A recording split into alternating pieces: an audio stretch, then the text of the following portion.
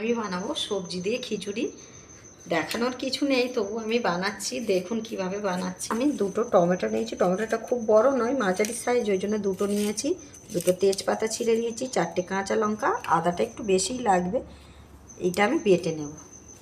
বসিয়ে দিয়েছি, প্যানের মধ্যে আমি সরিষার তেল দেব, চিনির দানা দেব, সব মশলা ফোড়নে দিলাম, নিয়েছিলাম সেটা দিয়ে দিলাম।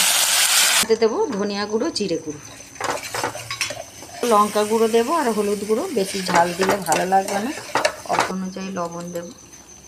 এবার জলটা দিয়ে ভালো করে কষাবো।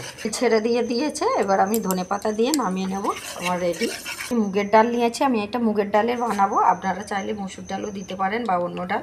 আমি অল্প একটু তেল দিলাম, এতে আমার 1.5 বাটি মাঝারি বাটির ডাল আছে, আমি দিয়ে দেবো। আমি হালকা করে ভেজে নেব, তারপর আমি সবজিগুলো ভাজবো। হালকা করে ভাজা হয়ে গেছে, এবার নামিয়ে নেব। ওতে কিছুটা তেল দেবো, আমি ফুলকপিগুলো ভেজে নেব।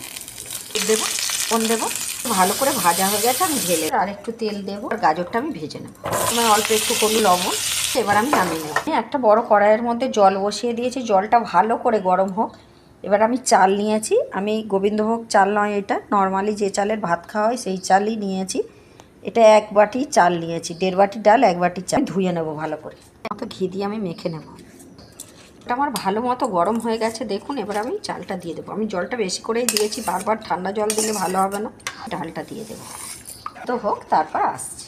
ফেনাগুলো ফেলে দেবো তুমি। আমি ভেজে রাখা আলুটা দেবো, আমি গাজর ফুলকপিটা পরে দেবো, গলে গেলে ভালো লাগবে না। মিশিয়ে দেবো। ছাড়ানো মটরশুঁটি দিয়ে দিলাম। লাল চাল আমার সেদ্ধ হয়ে এসছে 90%, দেখুন।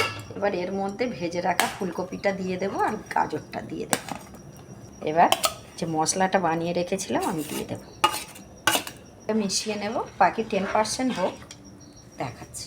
যেহেতু আমি আগে লবণ দিইনি, মশলার মধ্যে দিয়েছিলাম, একটু লাগবে, দিলাম। দেবো। একটা তড়কা প্যান বসিয়েছি, এর মধ্যে আমি 1 চামচ সাদা তেল দিলাম।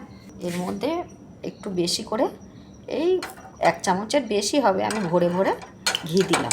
জিরে, 2টো শুকনো লঙ্কা, 3টি আমি শুকনো লঙ্কা, গুঁড়ো লঙ্কা দিলাম। আর আমি এই দিয়ে দিলাম, মিশিয়ে দেবো।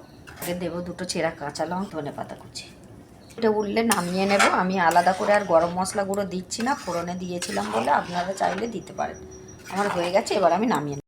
আমার আজকের রেসিপি নিরামিষ খিচুড়ি, আপনারা এইভাবে বানাবেন। দেখুন, ফুলকপি অথচ গোটা আছে, কিন্তু সেদ্ধ হয়ে গেছে, বসে যাবে অনেকটা। কেমন হয়েছে কমেন্টে কিন্তু জানাতে ভুলবেন না। রাখলাম, ধন্যবাদ।